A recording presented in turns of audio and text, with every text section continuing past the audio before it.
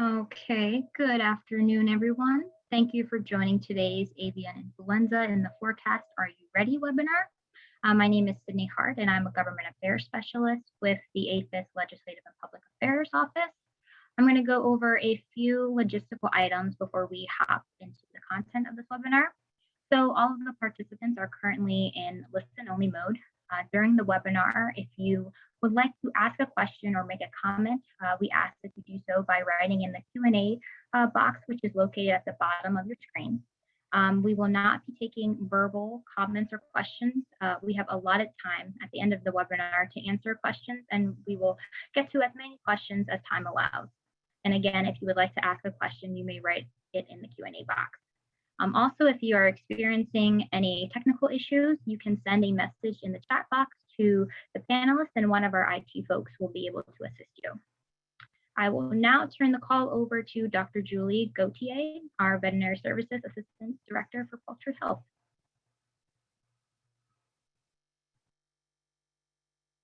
Julie, you're on mute. Thank you. Good afternoon, everyone. I'm hosting a discussion today with several of my colleagues to help you get ready for what might be a busy avian influenza season. And to open our meeting, I'm going to introduce you to Dr. Jack Shear, who has been the APHIS Associate Administrator since August of 2019. And his work has been focusing on emergency preparedness and planning. Perfect person to open our meeting today. Prior to that, his current job, Dr. Shear served as Veterinary Services Deputy Administrator and the nation's Chief Veterinary Officer from 2016 to 2019. Dr. Shear has extensive experience with responding to foreign animal diseases, including foot and mouth disease in England, exotic Newcastle disease, and low and high path avian influenza. So I'll hand it over to you, Dr. Shear, for your opening remarks. Thank you, Julie, and I'd like to say good afternoon or good morning to everyone, depending on where you are currently located. I want to thank you also for attending today's webinar. This is the third in the series that we've presented focusing on avian influenza preparedness and response.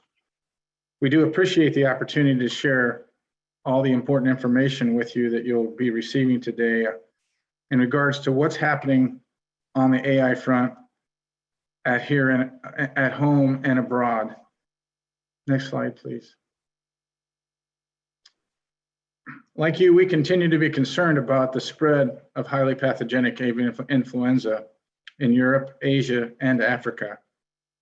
And now the United Kingdom is acting quickly to eliminate an outbreak of high path AI H5N1 in a small commercial facility in England.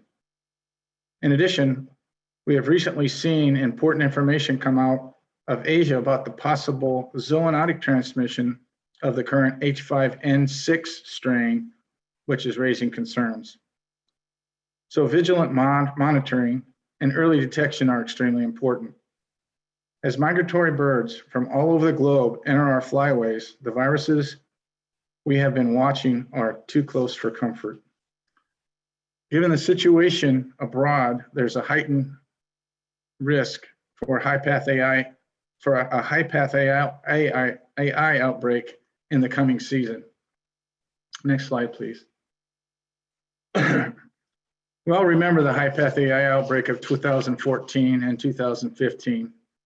Producers lost more than $1.6 billion and more than 50 million birds died or had to be culled as a result of that outbreak. We know that a lack of compliance with biosecurity practice played a key role in transmitting the virus back then. The expectation now is that facilities have in place comprehensive biosecurity plans which extend to every aspect of their operations. The catastrophe in 2014 and 15 was a wake-up call for government, industry, and the public to enhance preparedness and to always practice good biosecurity. And so I want to remind poultry owners right now to promptly report increased mortality, decreased egg production, and any other suspicious signs of AI to their veterinarian or animal health officials. Now is the time for the poultry industry to double down on biosecurity. biosecurity needs to be the top priority at every step and every stage of production. Using many different types of media, we are constantly reaching out to poultry owners to provide information about the value and the techniques of good biosecurity. We'd rather prevent an outbreak through vigilance and excellent biosecurity than rely on our response capabilities. Next slide, please. As I did back in July, I'd like to give you a quick snapshot of some of our work, both domestic and international. Currently, our major AI-related activities include monitoring for the virus, both low and high pathogenicity in wild birds and poultry, dealing swiftly and effectively with reports of AI when they arise, conducting outreach to poultry producers to advocate for good biosecurity, and finally, ensuring that safe trade in poultry and poultry products is not unnecessarily disrupted by disease outbreaks.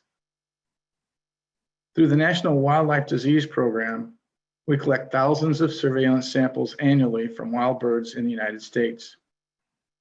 Testing these samples for AI helps to maximize our ability to detect the disease in waterfowl, to detect the spread of AI viruses of concern into new areas, and to provide current information to the poultry industry on the circulating viruses such as H5 and H7. Also, so that they can enhance their own, the producers can enhance their own biosecurity, and we can all step up our vigilance for the potential wild bird threats. Next slide, please. This year, we are conducting expanded surveillance, which includes 25 states in both the Atlantic and Pacific flyways. Over the summer, we collected approximately 3,800 samples from wild birds. All of the samples were negative for high-path AI, indicating that we do not have circulating high-path AI in areas where we were testing. However, nationwide, a little more than 27% of samples were H5 positive compared to an average of almost 2% in the previous years. And slightly more than 1% were H7 positive compared to a 0.5% average in previous years. For comparison purposes, after the 2014 high-path AI detection in North America, summer positives for H5 and H7 were only 1.7 and 0.2% respectively. Because of the high amount of virus circulating in wild birds this year, there is an increased risk of an high-path AI outbreak coming out of these flyways this spring and possibly early summer. More than 3,700 cases of high-path AI were detected in poultry and wild captive birds in Europe in the 2020-21 season, among the highest number of detections ever documented. The high-path AI H5 outbreaks in 2014 and 2015 proved that influenza viruses circulating in Eurasian wild birds could be introduced into North America via normal wild bird migratory movements. So it's important and it's timely now to be vigilant. We are evaluating options for future wild bird surveillance based on scientific and risk-based approaches. And we are also being proactive in many other ways. Next slide, please. For example, we're working on creating a public wild bird AI dashboard, which will increase the transparency and speed with which we can share the results of our surveillance testing with the public. We expect a beta version to be ready in the next couple of months. And we continue to work with states and industry through the National Poultry Improvement Plan to help test and monitor U.S. flocks for many diseases, including low-path AI. Next slide, please. Internationally, both APHIS and USDA's Foreign Agricultural Service have agricultural attaches in posts around the world who report on the status of animal diseases, including avian influenza, that would affect trade. They also help resolve trade issues involving poultry and poultry products. In the event of a high-path AI outbreak in the United States, we would work together along with our state and industry partners to minimize trade restrictions on poultry and poultry products. We would use a permitting system to restrict the movement of infected or contaminated animals and animal products, while allowing businesses to undertake necessary movements without creating an unacceptable risk of disease and disease spread. Our secure poultry supply plans would help avoid interruptions in animal and animal product movement to commercial processing facilities from premises with no evidence of high-path AI infection. Through these measures, which have been proven effective in the past, we can control and eradicate an high-path AI outbreak. We'll also be able to ensure a continuous supply of safe, wholesome food to consumers, as well as business continuity for producers, transporters, and food processors.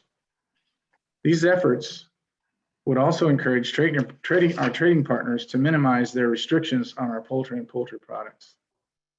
Next slide, please. Avian influenza is a complex issue, and it requires all of us to coordinate very closely.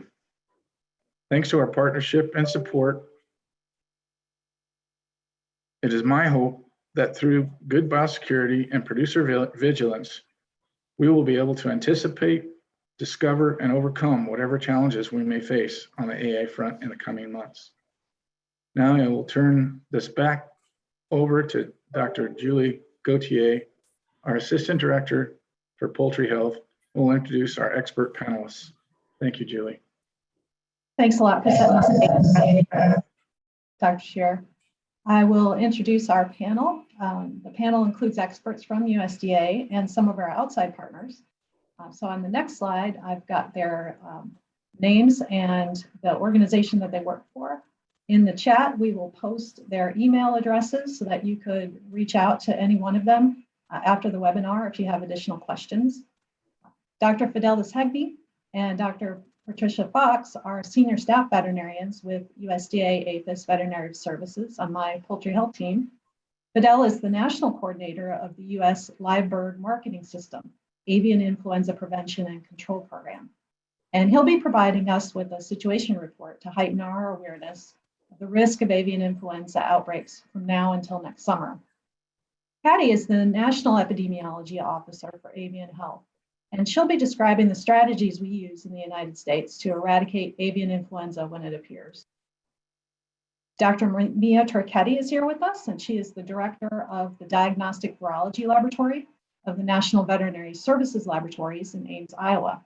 Mia will provide us with the information about detecting avian influenza virus and how the virus behaves when it invades domestic poultry flocks.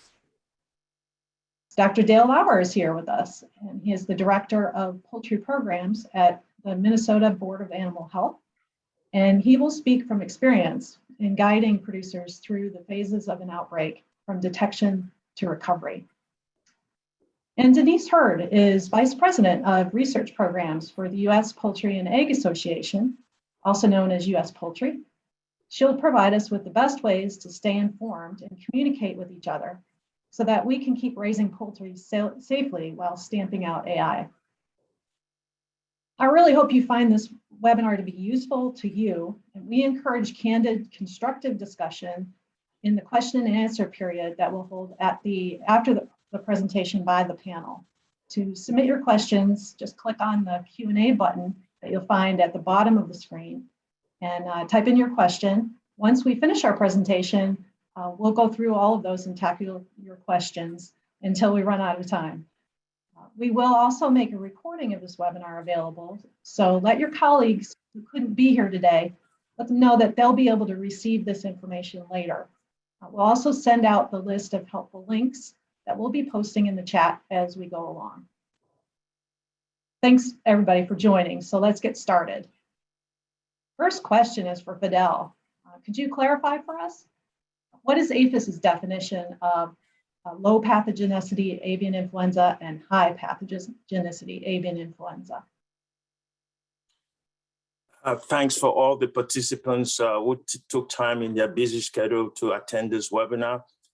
Before I dive into looking at what is low pathogenicity avian influenza versus what is high pathogenicity avian influenza, I would like first to start by defining avian influenza. Avian influenza, again, is a respiratory disease of birds caused by influenza. So when we use the word influenza, like on the human side, they say flu. So basically influenza type A viruses. These viruses can infect poultry. So for example, chickens, quail, pheasants, guinea fowl, turkeys, and also can infect pet birds and then basically wild birds. Remember, these viruses occur naturally among wild birds and basically can spread. Basically, the wild birds then move around the world. They normally do what they do, they fly, and are basically the natural host and reservoir for all types of avian influenza viruses. And basically, they serve the role in terms of the evolution, the maintenance of the virus, and the spread of the virus throughout the world. When we look at basically how, again, we differentiate the avian influenza viruses, I remember way back when we were developing the program and when the OIE code changed, a past colleague of mine, Dr. Patricia Klein, always used to look at me and say, Fidel, I hate this virus because it has two flavors. One is cold, one is hot. And so looking at what is low pathogenicity avian influenza, basically, when we look at the two differences in terms of how the virus basically affects chicken when they infect them in their veins, you know, the low pathogenicity influenza will cause basically a localized infection. Basically, the respiratory tracts and the GI tracts will be affected. Then basically, you might not see clinical signs or you might see mild signs. Basically, all the H types, H1 through H16s, kind of belong to what we call low pathogenicity avian influenza. Looking at high pathogenicity influenza, this will cause a systemic disease. Basically, the virus will replicate throughout the body and then become systemic. And so that one is extremely serious. Basically, that will result in severe damage of the tissues, and then the birds will die. This contains the H5 and the H7. So for the past 60 plus years, the only two serotypes that have been able to mutate to cause then a high PAD have been the H5 and the H7 subtypes. So when you look at our program here in the United States, our robust avian influenza surveillance program, basically that was designed to make sure that when we find an H5 or an H7, we're responding quickly to make sure that we don't give it a potential to mutate into a high PAD and then consequently probably then infect human beings, and then we might develop a pandemic. So that's how serious basically we look at what we're trying to do here and what we're trying to address in this presentation. If you look at the slide in front of you, you will look at some signs. Those are signs for hypertogenicity avian influenza, the type that we don't want, okay, because that is very devastating. So if you look at this, you will see clinical signs like the birds will be depressed. You will look at their waters and combs will change color to what one might just look at commonly to say the purple that normally are not. We'll look at the fact that we'll have shaped eggs, soft and thin shelled eggs.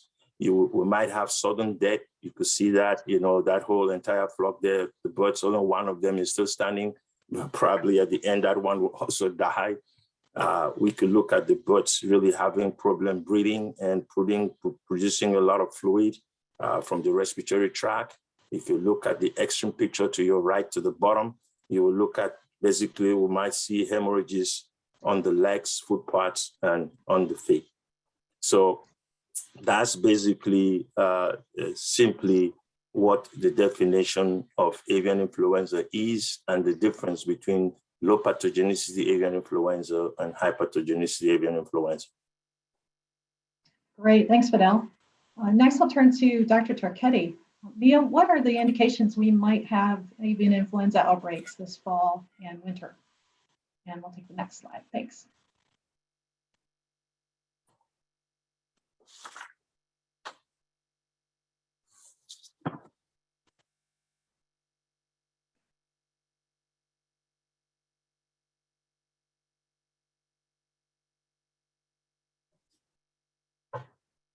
Mia, could you, I think you're still on mute.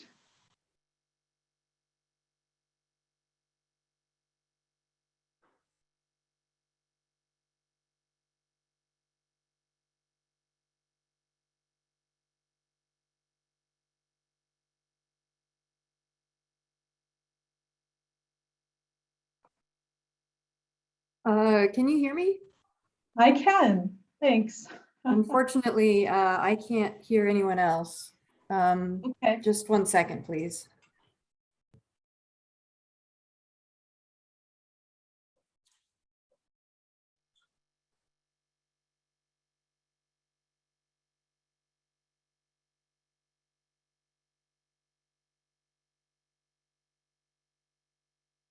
Can you hear me now?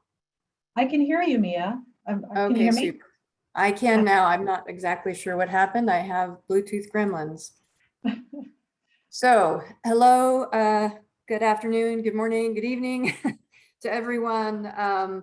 I believe we're answering the first question, right? Yes, that's right. Yeah, tell us Okay, about. sorry, I couldn't hear next anything season. initially. So just wanted to say that from the standpoint of looking at the anticipation of avian influenza outbreaks this fall, it does appear based on the information that we have to date, based on globally, as well as the data from the Wildlife Services Wild Bird Surveillance Program that Dr. Scheer just mentioned, which helps us monitor the frequency and types of influenza A viruses circulating. It does seem like it's going to be a heavy year. Overall, when you look at the seasonality of influenza and based on the data that we've been able to collect since 2001, I think, our influenza A viruses here in North America do demonstrate a seasonality, and that is not unexpected. We see that in other parts of the world as well. And not only a seasonality, but also what would be considered kind of high years and low years that kind of run in multi-year cycles, as well as the subtypes themselves. The frequency of the subtypes themselves can wax and wane in multi-year cycles. For this particular year, it does seem like we have a pretty heavy year based on what we have so far, and you've seen some of the numbers already presented by Dr. Scheer. And we have the situation in Europe, the UK, and Russia, which really does support a heavy burden of influenza A in the migratory birds this season. We really focus in on what they're detecting in what we call the long migrants as well. We want to know about influenza viruses that are carried by birds that might make it all the way over the Bering Strait to our shores and or from other routes.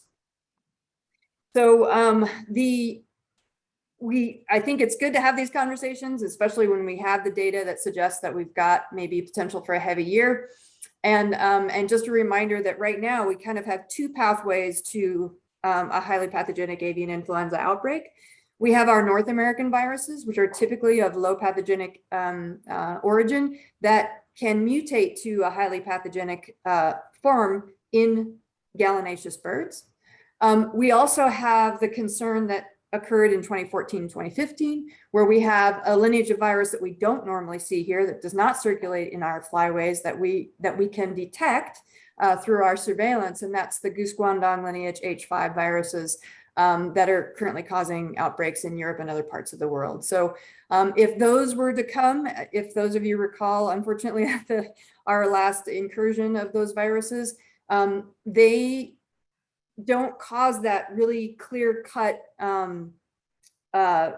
switch flipping from the birds look fine today and they're all dead the next day, and that can present itself as a more gradual presentation of clinical signs in those birds. So we really want to be looking out for all the indicators that Fidel and Dr. Scheer just mentioned. Over. Thanks, Mia. So this brings to mind for me the NPIP biosecurity standards, which call for us, or farm biosecurity managers in particular, to consider what they're calling periods of heightened risk in our biosecurity plans. So Fidel, what do you think? Do you think this is, it sounds like this is a period of heightened risk. Do you agree? Oh yeah, I agree extremely. I'm extremely scared. I need my December, I need my Christmas. So I don't want anything to happen, what happened to us in 2000 and 2014. So again, just to emphasize what Mia just mentioned and what Dr. Shea kind of presented, the global level of HPAI virus detection in wild bird, just looking at since January of 2020, we're looking at the fact that the H5N8 virus basically widely circulated in wild birds in Russia, Middle East, and Asia. You're looking at almost 33 million domestic poultry were destroyed just from that. When we look at basically what is happening in other European countries that are really emphasizing and also looking at this time of the year as a very heightened year. So you look at countries like Poland, basically, and you look at countries like, again, Poland is the largest poultry producing country in the EU. And you look at countries like the French government and basically the Dutch authority. Everybody's really heightened and telling all the commercial producers to bring their birds inside or indoors. Okay, so they're scared, we are scared. If we've done 2 earlier webinars, and if I remember, our colleagues in wildlife services basically kind of explain the migratory pathways for these birds for us. So if you look at them looking at what had happened in 2020, and they're looking at the migratory pathways now in 2021, which we're right here now, you know, when the birds gotta be moving back south. So you're looking at where the risk is extremely hiding because these birds are leaving the Bering Strait, correct? The mixing of the birds up in the north, you know, and so that virus then eventually will move into North America. So we're looking at this fall, looking at the spring, almost the summer. Again, I'm just praying that it doesn't happen this year. So basically, USDA is urging all poultry industry, all backyard poultry owners to step up their biosecurity practices, seeing what is happening in Asia. So yes, this is a period of heightened risk. Thanks, Fidel. And I'd like to point out a picture that I've put on the slide there of the Birdcast network. This is a site that you can visit. The link was just posted to your chat, and you can check this out. Very interesting data. Radar tracked migratory birds. So you can see the areas across the country where radar is detected that there's heavy migratory bird activity. So you can check out what's going on in your location. I believe this is updated on a daily basis. So fascinating information being presented there to the public. So we've raised your anxiety level. We're hearing that loud and clear. What do we do about it? And Fidel, you were talking about biosecurity. Dr. Scheer was emphasizing biosecurity. Let's turn to Denise and Dale and talk about what biosecurity precautions are should be taken within the industry to prevent introduction of avian influenza. And I'll talk about, you know, everyday biosecurity, and then we can move on to enhanced biosecurity at this time of heightened risk, or even when an outbreak is nearby. What can we do to really step it up and make sure we're doing the best we can with our biosecurity? So if you could advance to the next slide, please. And I'll turn this over to Denise. What can you tell us about the importance of biosecurity? Yes, thanks, Julie. And as already discussed, avian influenza viruses can spread through direct contact with infected birds or through contaminated feed, water, equipment, and clothing. Therefore, practicing the highest levels of biosecurity is the first and most important means of prevention at the farm level. Producers should constantly always remain vigilant and be prepared to respond quickly. Migratory birds must not be able to spread AI to commercial poultry, and that can only happen through biosecurity. So immediately develop and begin implementing a biosecurity plan if you do not currently have one.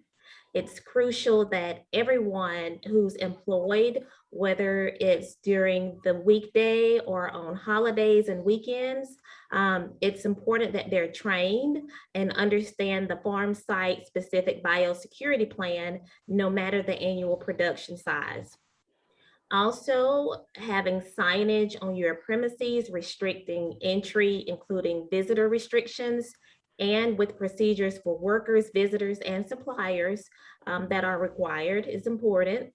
This can or may include conditions that must be met and understood prior to arrival, where all individuals wear clean clothes and footwear and not have contact with poultry, live or dead, or poultry facilities within a certain time period. Train or retrain employees on proper biosecurity. At all costs, prevent wildlife access and adds deterrence for wildlife as well. Maintain sanitation of your property, poultry houses, equipment, vehicles, and footwear. Avoid the introduction of birds of unknown disease status into the flock. And of course, appropriately dispose of manure and dead poultry and maintain surveillance. Lastly, any outdoor birds should be moved inside if at all possible. And these are just a few of the ways to prevent the introduction of AI. And I'll turn it over to Dale to provide more. Well, thanks, Denise, and to our listeners out there, thanks for joining the webinar today. You know, as we talk a little bit about biosecurity, you know, having an effective biosecurity plan is really the key, as we've mentioned here, to preventing an AI introduction. You know, early fall and spring are, with these being considered heightened risk periods for introductions, is also a great time for the biosecurity coordinator or that person who is in charge of biosecurity on your farm or at the company level to review the plan with your farm employees. You know, we've talked a lot about the 2014-15 high path event, but you know, USDA did put out a report at that time after the event, and they indicated the highest risk for the spread of the virus. After the point source introductions, there were really a couple of high risk here. Number one, probably something you wouldn't certainly expect, workers or visitors who enter poultry buildings and have contact with poultry. Shared equipment, number two, and shared crews. Entry of wild birds into barns, procedures for disposal of dead birds, and then other biosecurity breaches.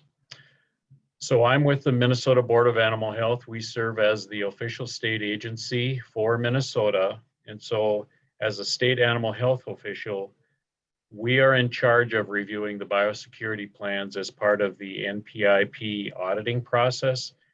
And as I have reviewed some of these plans along with my colleagues throughout the country, you know, there are several items that stand out as vitally important components of an effective biosecurity plan. First, it's really important that farms establish a perimeter buffer area, a PBA, and this is defined as an area that relates to poultry raising operations that include the poultry houses, feed bins, mortality, disposal sites, and other high traffic areas involved in the daily activities on a farm. You know, the procedure should outline, you know, have written instructions, and sometimes the signage has to be in different languages for caretakers, visitors, as suppliers to follow when entering or leaving the PBA. Number two, procedures required to cross the line of separation, or LOS. Areas that hold birds must be strictly enforced. Workers, visitors, and others who cross the LOS should assume the area outside or around the barn is contaminated. So those entering must not bring that contamination inside the barn and infect the birds. This is accomplished by having a system where people and equipment enter and exit the barn in a biosecure manner and use personal protective equipment, PPE, such as boots, coveralls, gloves, hairnets to avoid spreading undetected virus. For our producers that are listening in, this system has to be routine. It's got to work every time. It's got to be simple, and it's got to be verifiable. Third, as Denise mentioned, restrictions and procedures should be established for non-essential visitors to the farm. This includes conditions that must be met and understood prior to arrival on the farm, where all individuals wear clean clothes and footwear and have no poultry or wild bird contact, such as hunting, prior to the visit. Fourth, restrictions on sharing of equipment need to be enforced. So if you have large farm equipment such as trucks, tractors, trailers, tillers, loaders, or small equipment such as hand tools that must be shared, protocols should be established that outline when, where, and how cleaning and disinfection procedures will occur. Finally, biosecurity plan compliance can be the weakest link of any biosecurity plan.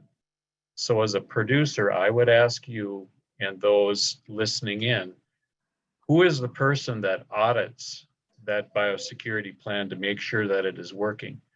Certainly as part of our audit process with these paper audits, we cannot verify that.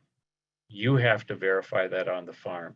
And finally, who provides that oversight to make sure that all of those activities that you write down in your biosecurity plan are followed?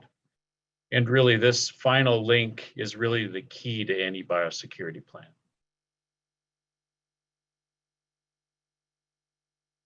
Thanks very much, Denise and Dale. Those are so important to take a look at those big risks that we've identified from previous outbreaks that really taught us where our vulnerabilities are.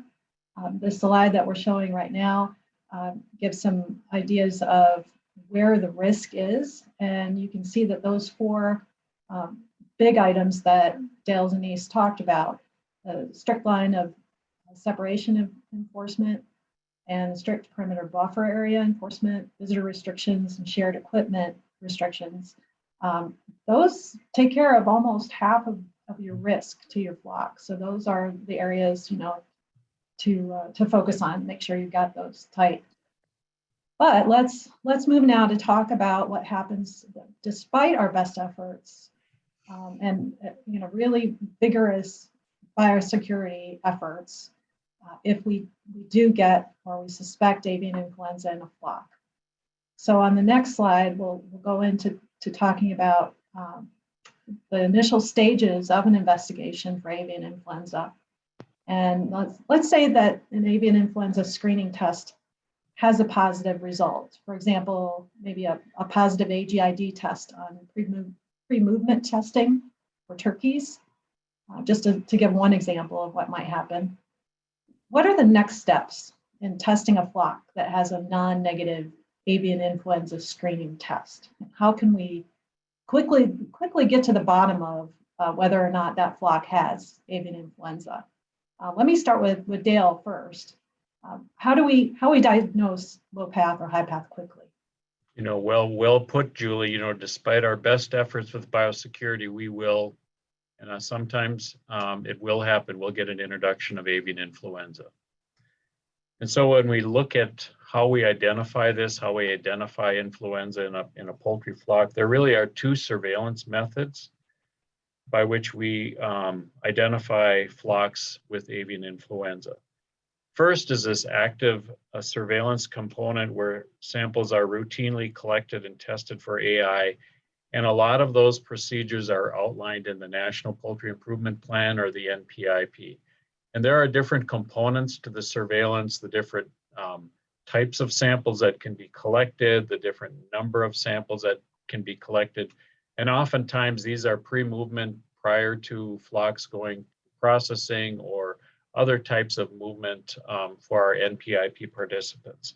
So this active surveillance is ongoing, constantly looking for these influenza virus via a number of different testing programs. The second method that we've talked about when we're trying to identify a sick flock or a flock that just isn't quite doing right is called diagnostic or passive surveillance. So as producers or as flock owners, really everyone should be expected to monitor their flocks for the development of clinical signs suggestive of AI, as Fidel outlined earlier. You know, if you see something, say something. Say something to the farm manager, to the flock supervisor, to the veterinarian that you're working with. Say something and get that early diagnosis. Producers and people working on the farm really need to have a plan in place to determine how additional samples, such as tracheal swabs that you would collect, will be collected, and how they will be submitted to a national animal health laboratory network laboratory. I know that's a big word. We shorten it up to call it a NALN laboratory, where they oftentimes will be able to do this type of testing. But we also have NPIP laboratories that can do some of this testing for our producers. And oftentimes this additional testing is needed to rule in or rule out avian influenza. I mean, we're not always going to have a positive AI diagnosis. So you really need that testing to rule it in or out. Generally, and I think we'll talk about this a little bit later, but generally, if you don't see clinical disease, the odds are it's probably low path AI. However, clinical disease could be either high path or low path. Often, and I know a lot of producers out there have this, assistance by a poultry veterinarian who has helped evaluate some of those clinical signs is really helpful in guiding producers through the next steps to lead to that diagnosis. So when additional testing is needed, producers really need to know how and what types of samples will be collected to get that diagnosis, to get to that final endpoint. You know, questions like, who's going to collect the samples? I mean, sometimes we run into that. Oftentimes, producers can be trained by their state animal health officials to help collect those samples. But you can collect the samples, but do I have the supplies? Do I have the swabs? Do I have the tracheal swabs and test tubes on my farm to collect those samples? And if I do, what types of samples do I need to collect for a specific diagnosis? How many? Who, believe it or not, who's going to deliver the samples to the laboratory? Where is the laboratory? Do I have a runner? Do I have somebody who can run those samples? Do they have the right submission form? Is all the information on that specific site contained in that submission form? And I know that's going to be very important when we talk later about indemnity, compensation, making sure you've got all of that stuff straight, and Patty will be covering that a little bit more in detail. You know, really all of those items need to be known ahead of time. So really don't delay, be proactive. I think that's all part of this whole webinar system. And because these responses and laboratories vary from state to state, state animal health officials oftentimes will have a plan already in place that is going to be unique to their state. And this is called their initial state response and containment plan. And this is specifically developed by the state animal health officials, by the official state agencies to rule out in or out H5 or H7 low path avian influenza. So producers, when in question, really should be contacting their veterinarian or their state animal health official for more details on how to proceed from there. Great, thanks, Dale. And, Mia, can you pick up the conversation where Dale and his team are organizing, coordinating sample collection in the field, and then you're receiving at NBSL additional sampling and doing the confirmatory testing. So could you pick up the story there? You bet, you bet. And many of you will have seen this kind of my kind of road to confirmation, try and helpful algorithm. We really want to make sure that this is kind of a parallel process. So if you get something non-negative by serology or you've got a non-negative ACIA, we want to not delay getting those forwarded. And at the same time, we want to collect samples, swab samples from the flock to determine the virus status, as already described by Dr. Lauer. And that is going to be your fastest resolution. While I mean, historically, I think, many years ago and pre-2014, there had been kind of a practice of waiting to see if anything's detected by serology, particularly if the flock were healthy. Well, that doesn't help us in today's world. And I think it's really, really important to make sure that you get those swab samples right away. And that will be the quickest way also to clear the flock of any issue in case it was a non-specific reaction. I couldn't think of the word, sorry. So it is really important to get those swabs very, very quickly. And I also wanted to take this opportunity to mention that, our US surveillance is based on detection of influenza A. And I like to reuse Dr. Erica Spackman's wonderful phrase that friends don't let friends subtype by PCR.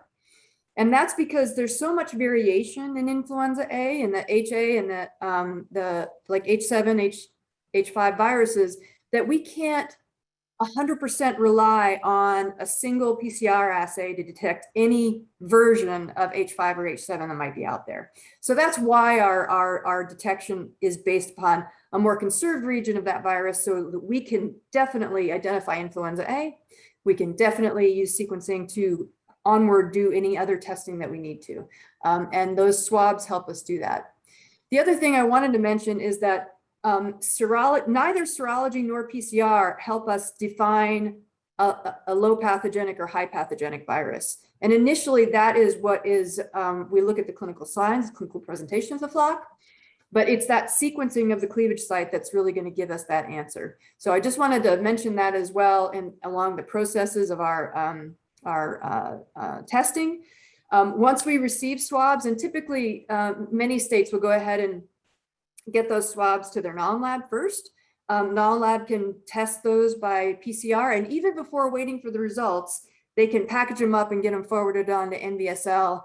Those CT values from that non-lab help us do our job much quicker.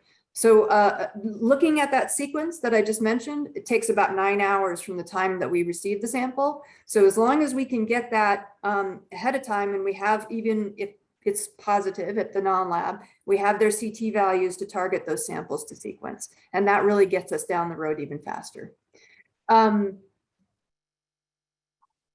I think that that's mostly what I wanted to say about where we're at. Julie, did I cover things with regards to timeline and whatnot? Yes, you did. Thanks very much. And I might mention one more thing. I didn't mention that. We also do virus isolation, but in today's world, we don't wait for that, right? We should be able to detect and characterize from a molecular standpoint those viruses. Some of you that are looking for those reports from us, if you're waiting for that virus characterization, that takes a while, because not only do we grow it, but then we have to sequence it, and we have to do, if it's an H5 or an H7 out of poultry, we have to do what's called in vivo testing. And so that takes a long time. So just be aware of, we'll get those partial reports out to you quickly, but the overall final report could take a while. Thank you. thanks, Mia. In a while, do you mean hours, days, weeks, or months? It can take a month, because Okay. it can be up to 14 days to isolate. And then we need specific birds of a specific age to do the in vivo testing, and we need to do sequencing. And the in vivo testing takes 10 days after inoculation of the birds. But to back up and reiterate, getting to a point where we can make a response takes hours once you receive that sample. Is that correct? Yeah. None of that should have to wait for the virus isolation stuff. Very good. Thank you. And to reiterate what me and Dale shared with us just now, we're putting some links in the chat to a couple of documents that are really helpful guides to show you sample collection for avian influenza testing. So hang on to those resources for the next time you need to swab a bird. So there's another reason that we might do testing, and that is for producers in a control area near an affected farm to be eligible for movement of poultry and poultry products. And let me turn to Patty Fox. Patty, for producers in control areas near affected farms, what should they expect to do in order to test their flocks for movement of products or birds from those flocks? And also for surveillance to prove that we're free once again. Thanks, Julie. Well, the first thing that is going to happen is all the flocks within that control area, all commercial flocks, will be tested via PCR, hopefully within 72 hours of that first confirmation. So in most cases, we'll ask that the producers collect the samples and submit them directly to the lab.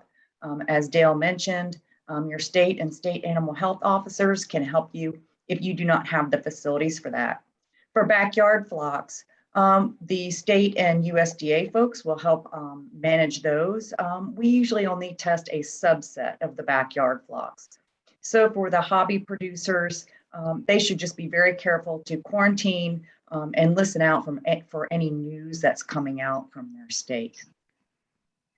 For flocks in the control zone that are not going to be moving animals or products in the next couple of weeks, we'll test that first time, and then we'll test another 15 to 21 later, just to make sure that we didn't miss it the first time. And again, we'll just try to quarantine those flocks and make sure they don't have any other biosecurity lapses that might bring that virus in. However, we do understand that commerce still needs to go on for those flocks that are so far unaffected within that zone. And if there are flocks that need to move animals or products within that time, they'll need to follow the testing and movement guidelines that are parts of the secure food supply plans. So we're going to put those links in there so that for your commodity, you can look at the specific requirements laid out in that secure plan to move your product. So since a lot of people are going to be very concentrated on those positive premises, if it is tested negative, but you still need to move product, you need to make sure that you advocate to get your animals tested and your products tested so that you can keep moving your product. So these generally require testing on top of the 14 to 21 day testing that we talked. And generally it's testing within 24 to 48 hours of the movement, depending on the exact commodity. Many states will also use a permitting type process to move animals and products from the control zones. So that's either the products going to market, the animals going to slaughter. So it is important for those permitting processes that all producers have a federal premises ID, and that those IDs can be quickly uploaded into our emergency management system called EMERS to facilitate permitting. So EMERS can very quickly send those permits out to the appropriate people to get approval. But the thing that will slow that down is not having a proper federal premise. So Julie, those are the first couple of things that we're going to do right after we get a positive premises. Okay, thanks. So let's go there. We're continuing down this path of our scenario, and it's getting darker. So let's say the screening test is positive, the confirmatory test at NBSL is positive for avian influenza. We have several strategies that could be used. That's when I say we, I'm talking about state, federal, industry cooperation to respond to an avian influenza outbreak and take care of it. Patty, could you explain the differences in the strategies that might be used, such as controlled marketing, stamping out, quarantine and test out? When would we use each of these, and why might we use them? Sure. The different strategies based on risk. So in order to look at the risk, we generally ask people to fill out a form we call Appendix 1. It used to be called Appendix D. So for those of you listening that says, wait, what about Appendix D? No, it's now called Appendix 1. It lays out the potential risk factors for disease spread that are specific to the flock that has tested positive, as well as that location. So this will help inform which strategies that might be options for that flock. So we're going to look at things such as how many poultry producers in the area, how far would you have to take the birds to take them to processing? Are you in a situation where you've got lots of positive flocks, or are you just the first person, unfortunately, that ended up getting infected? Big flock or a small flock?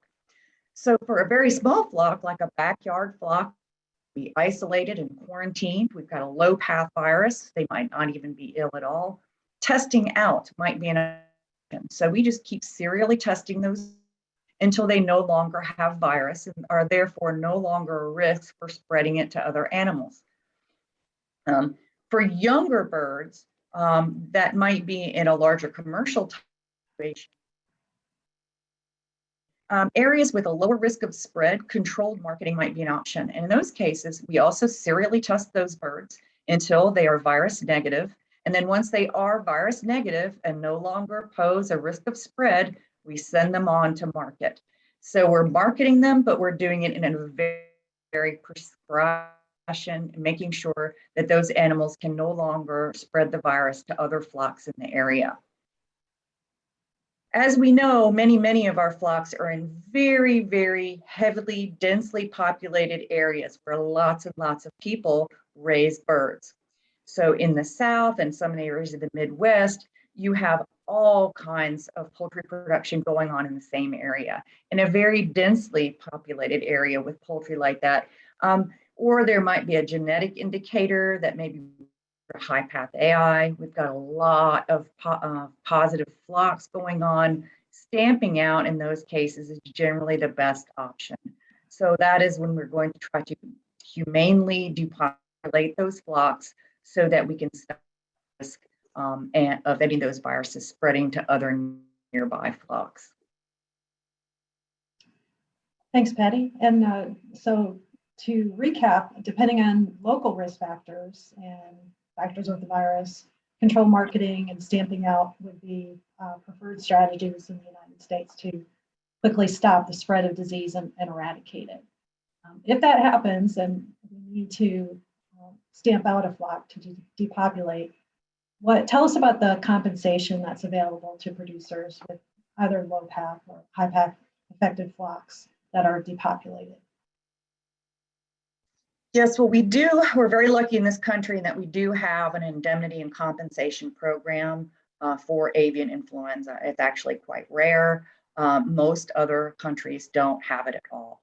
So indemnity may be available for the birds and eggs that have to be depopulated or destroyed. So indemnity, we use that term specifically for birds and eggs only. These payments are based on the current APHIS fair market value. So we have a chart that tells how much those animals are worth at certain stages of their growth.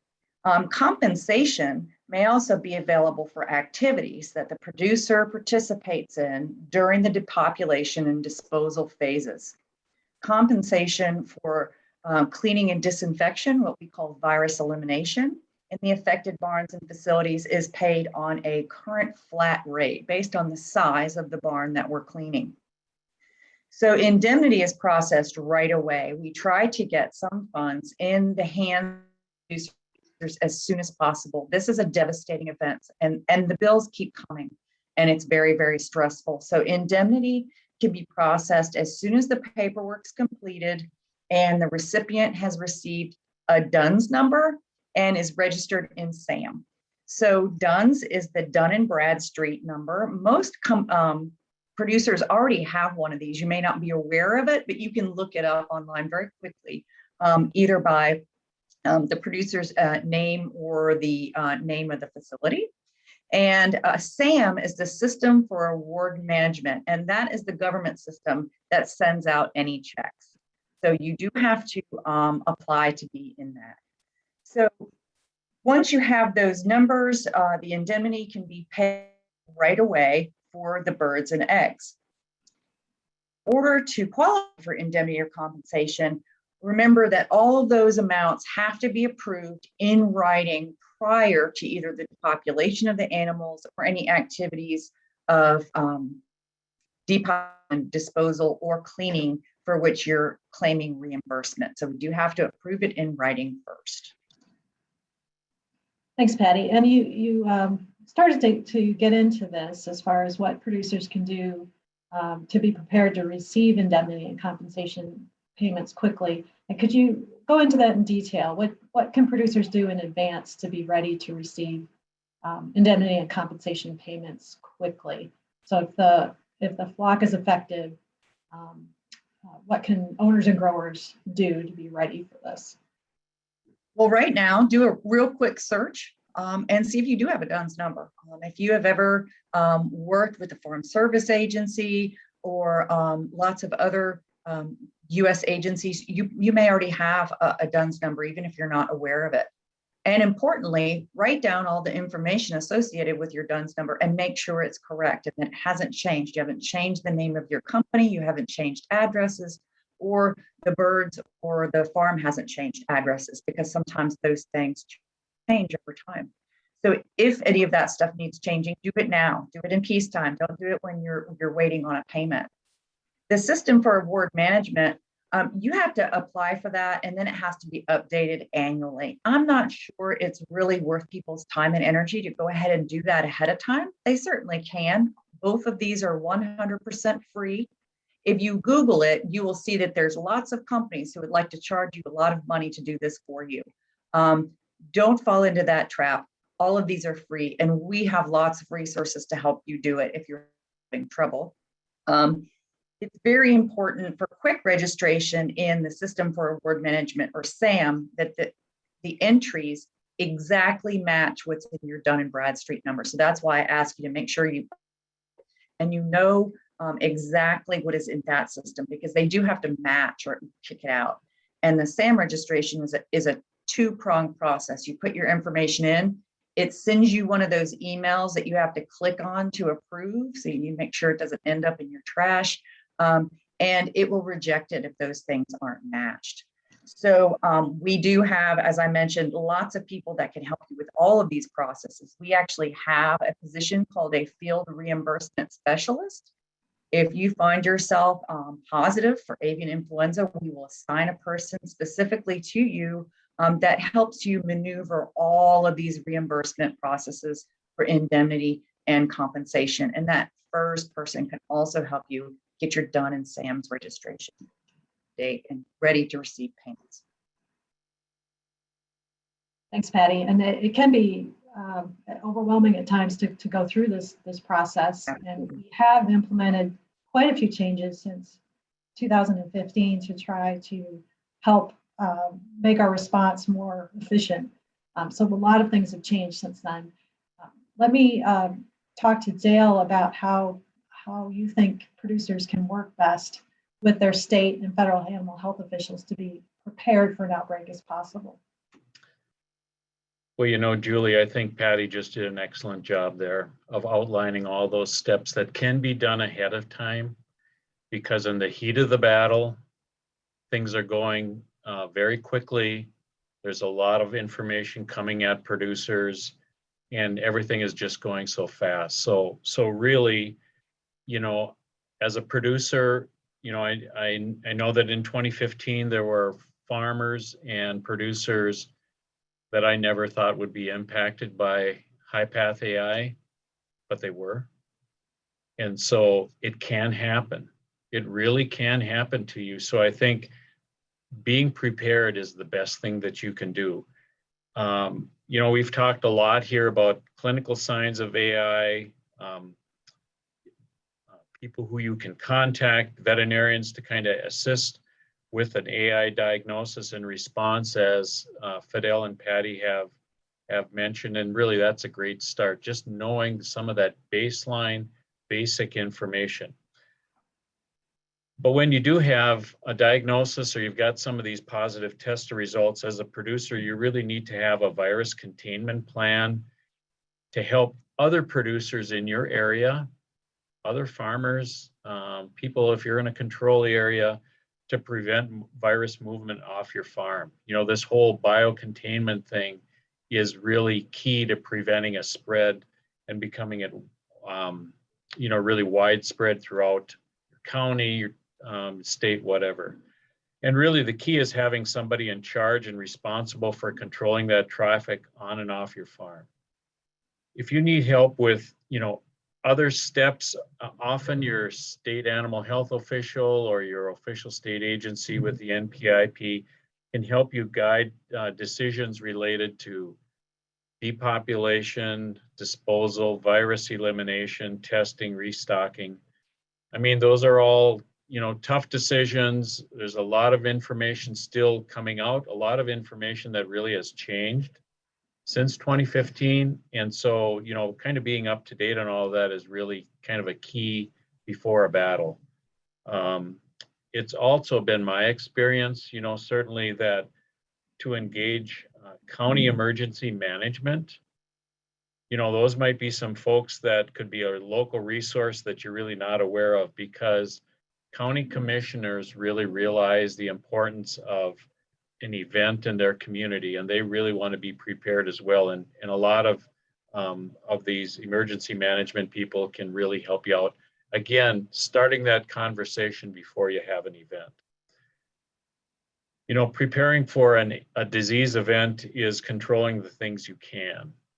As a producer, you can control your perimeter buffer area, your line of separation, your timely response to our mortality or morbidity or clinical disease event. You can't control the wild birds' migratory patterns. Julie had that map up. You can't control that. You can't control your neighbor's biosecurity either. You have to control things on your farm. That's what you got to control. And so when we're responding to any of these introductions of AI, whether it be low path, high path, whether it's one farm, whether it's many farms, it really has to be an all hands on deck approach. And it really comes down to communication, cooperation, collaboration, and coordination. You got a lot of people that are a lot of moving parts, a lot of people involved, because there will be partners that need to step up to the plate, whether they be state, federal, or industry members. Great, Bill. Thank you. And now let's talk about the ripples that these outbreaks create, or maybe I should say tidal waves of impact. And we do have impacts that are much wider than that local community. How do we reduce those impacts to trade? International trade really is what I'm talking about, with the actions that we take during that outbreak. And what can producers do to minimize the trade impacts on their region and on their industry? I'll give that question to Fidel. Would you like to address the trade impacts? Yes. To get into that, what I would like to share with everyone, first of all, so that you kind of really understand what a trade impact can be to us, not only internationally or domestically.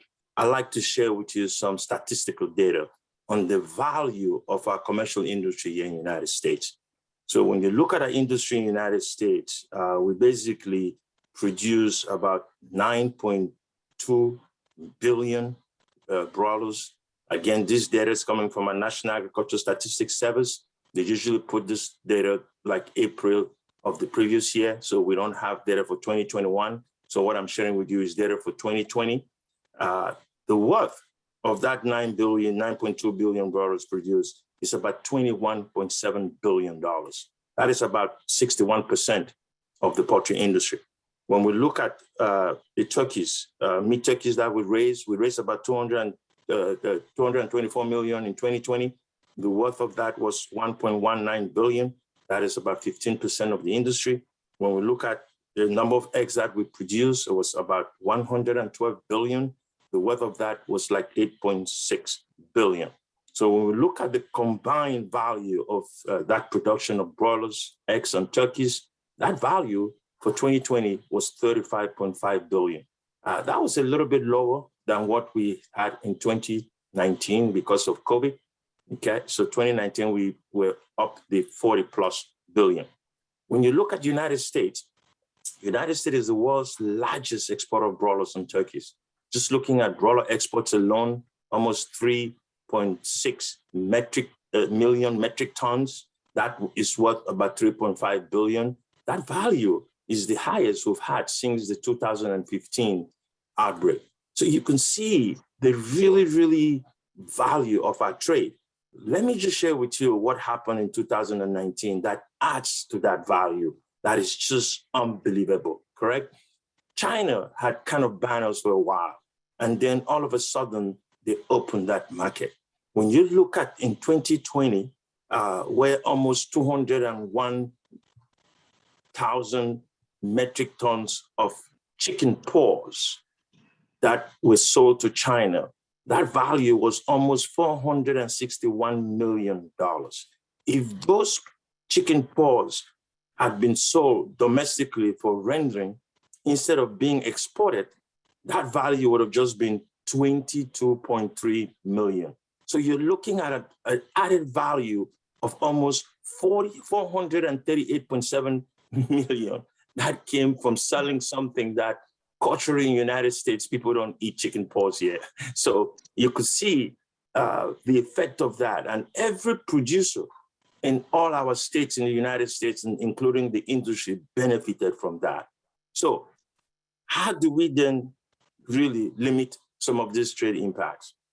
The USDA, from everything that you've listened to my colleagues talking about, the USDA has established, basically just to make it simple, 5-step processes that if the producers, the state and the federal government, the responders, if we use that, we would tremendously reduce the impacts of trade during an API outbreak.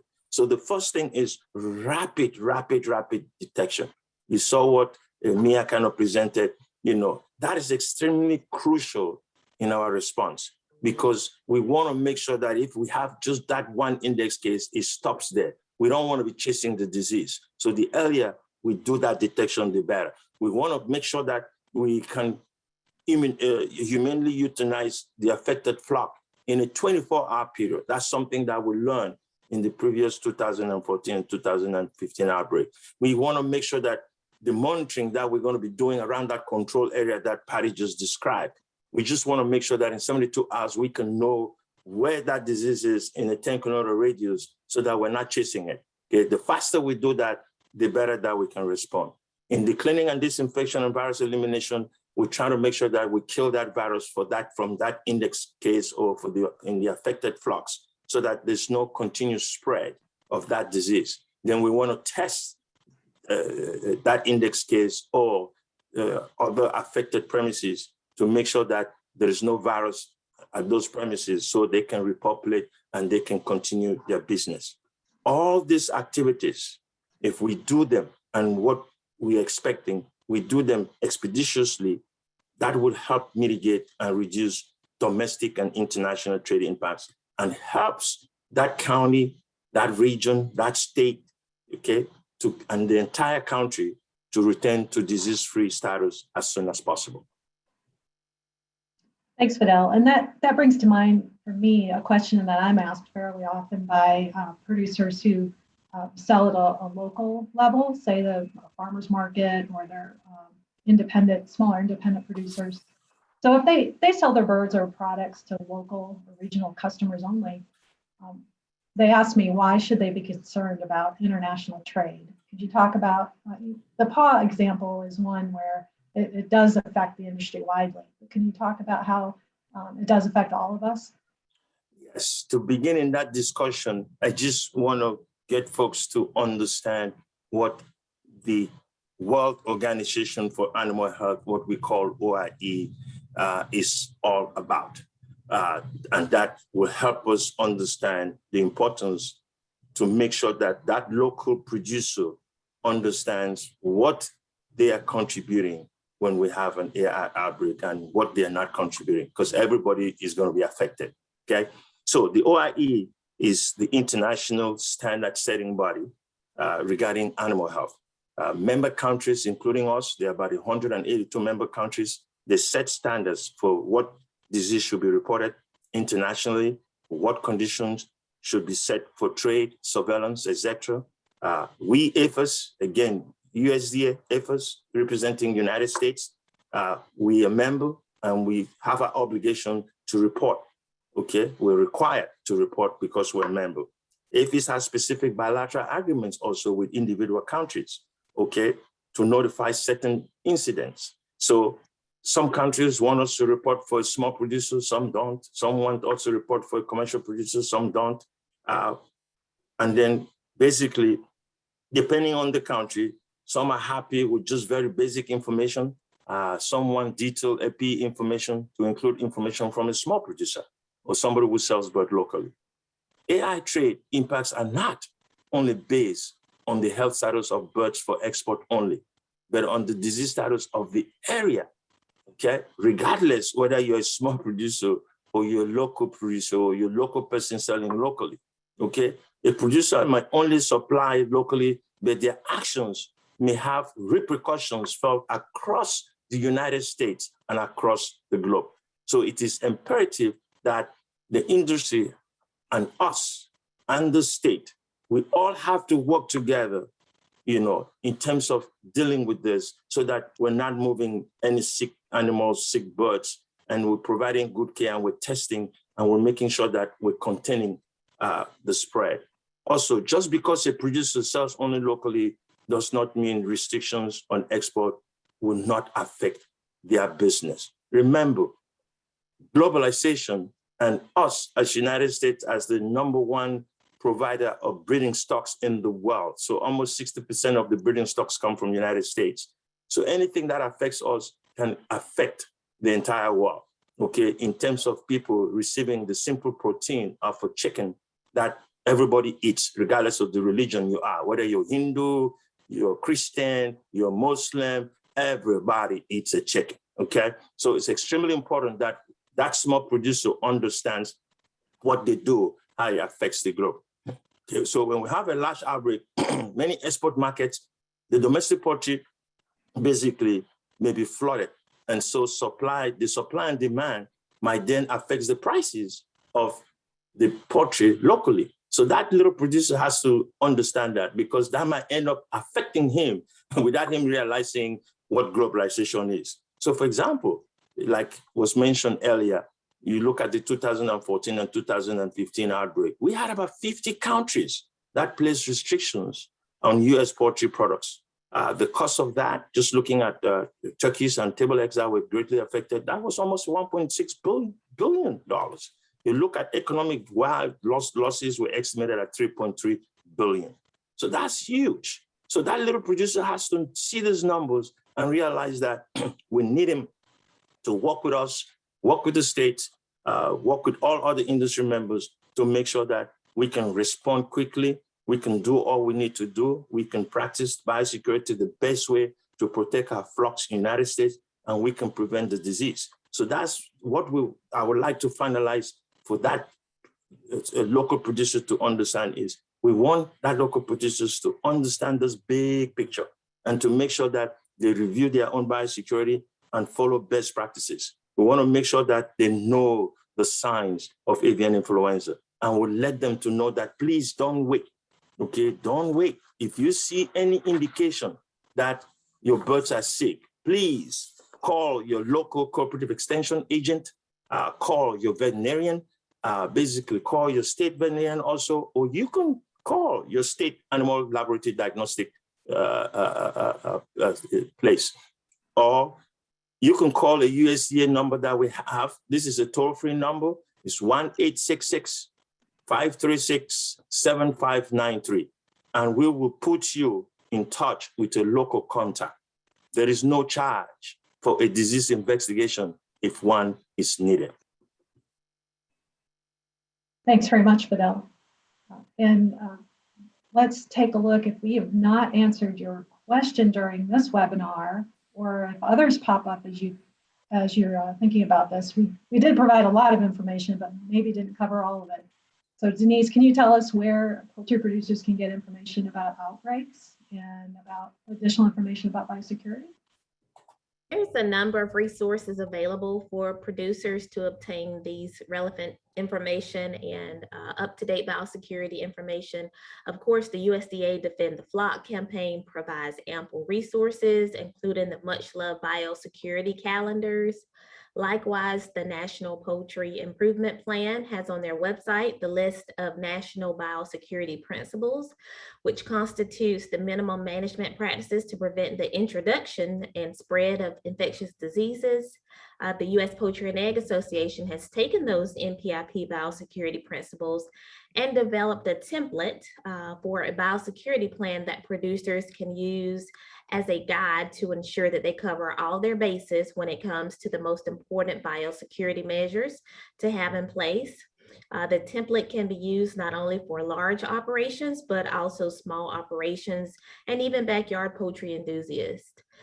Then you have trade organizations such as the National Chicken Council, the National Turkey Federation, and the United Egg Producers, which also have biosecurity tools and materials readily available to provide to stakeholders.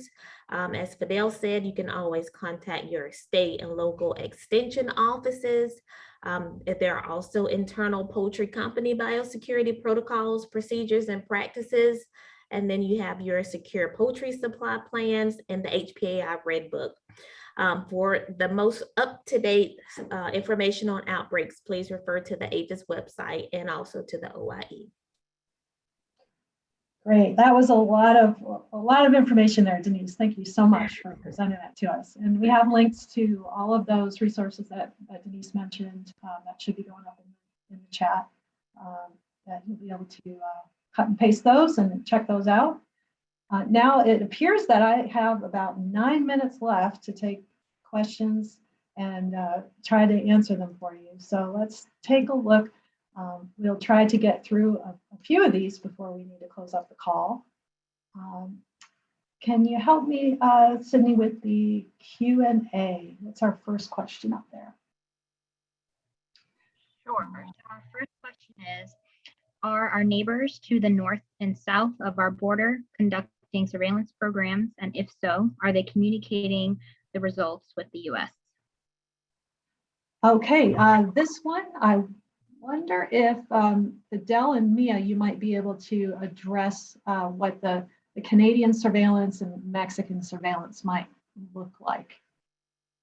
Is that something Sure, you want to talk about now? Okay, great. Thanks, Mia. Can you hear me? Yes, I can. Okay, I'm playing with all devices. Our Canadian colleagues don't have a tremendous amount of funding for wild bird surveillance. They have willingly shared information with us in the past, and I'm sure would continue to do so. I don't know that there's a regular mechanism for it at the moment. For south of the border, there are some academic institutions that do some wild bird work, and we hear about that through a variety of mechanisms, including OFLU, which is the OIE FAO Network of Expertise on Avian and Influenza. But I don't believe there's any formal mechanisms, and as you can imagine, budget is a little bit hard to come by for that. I hope that helps. Thanks, Mia. Appreciate that. And next question.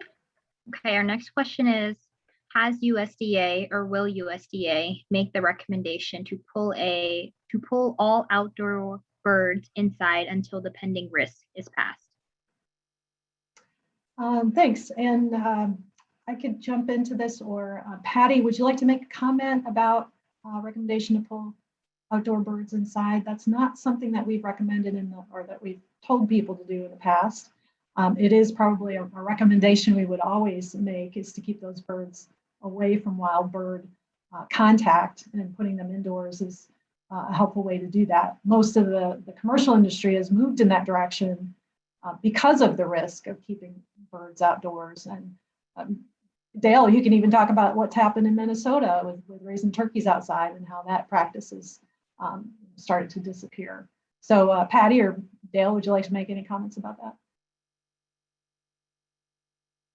Well, I can start by saying that there are some situations like organic producers or free range producers that are required to keep animals outdoors.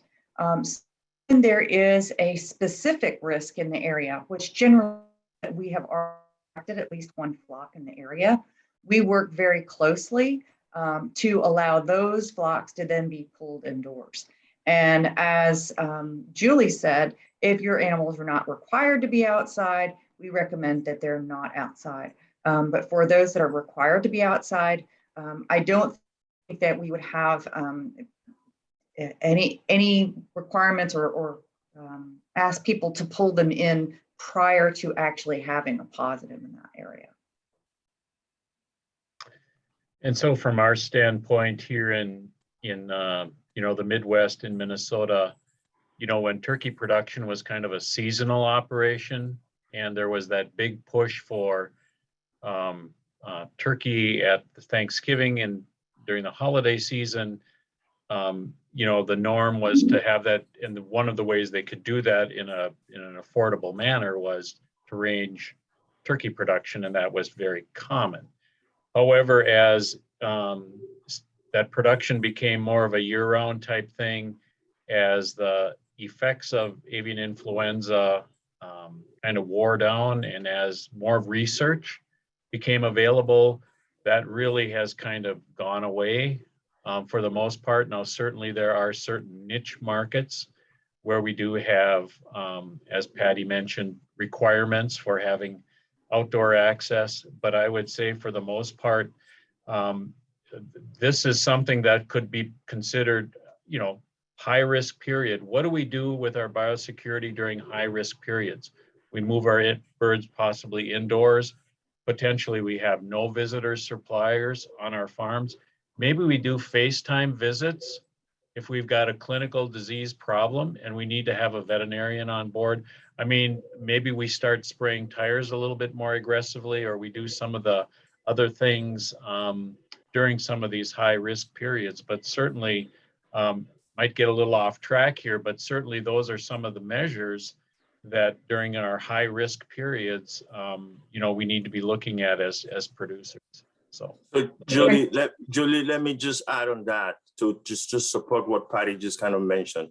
I just want folks to understand that in 2006, we were tasked to work with our sister agency, the National Organic Program. So there is a recommendation document that is out there that needs to just be brought up back and then kind of work with them to be implemented in a situation like this. So there's a recommendation document that was produced in 2006 with the National Organic Program.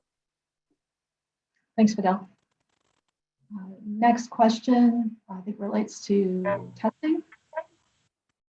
Yes, so I'll read it out. It says, in a suspect case, should a producer submit paired samples to null and NVSL, or should null be in charge of that? Mia, would you like to take that one? Could you repeat the question, please? Sure. In a suspect case, should a producer submit paired samples to null and NVSL, or should null be in charge of that? So it's a great question, and it really does, the answer can vary depending on the situation. And so I really strongly suggest you work with your states directly, and we'll be able to provide feedback. In some cases, it's much more efficient for us to work on the same samples of the non-lab tests, in which case, could be more expedient to send them the non-lab first, particularly if it's much closer. They can get them on test right away and then get those sent off to us right away. And in other cases, those duplicate sample pathway is going to be much better. And again, it depends on your state, depends on where your non-lab is. So we really suggest you work with your state. If at all questioning, duplicate samples, I think is the way to go. Dale, please. Yep, and Mia, I agree with you 100%. Every case is going to be different, and oftentimes it does require a discussion with the laboratory. We're a unique situation where we've got the laboratory and our state animal health official in the same building. So we're talking about this the whole time. And then prior to the samples arriving, depending on test results and the timing of the day, the courier, if it needs to be a commercial courier, that's fine, and we can get them down. However, we have had situations where after hours, we'll task some of our own staff to get samples down like immediately. So they arrive at NVSL and they're waiting for the samples. So every situation is different. Contact your laboratory and for more details on it. Great, thanks, Dale. And I believe we are out of time, unfortunately. What I'd like to do is, with the questions that we have right now that have been posed, I would like to get you answers to them. So I'll ask my panelists to address those questions after the webinar and then send out some written answers later to you, along with an announcement of the recording of the webinar and the list of links that we provided in the chat today. So I'd like to, before our webinar turns into a pumpkin here, before we go, thank you very much to my high-powered panelists. You were the perfect folks to address all of these issues today. Thank you for sharing your experience and your knowledge with us. Thanks to everybody on the audience for joining on the webinar and asking great questions. Best wishes to everybody, for all of you, for healthy flocks and for a peaceful avian influenza season. Take care, everybody.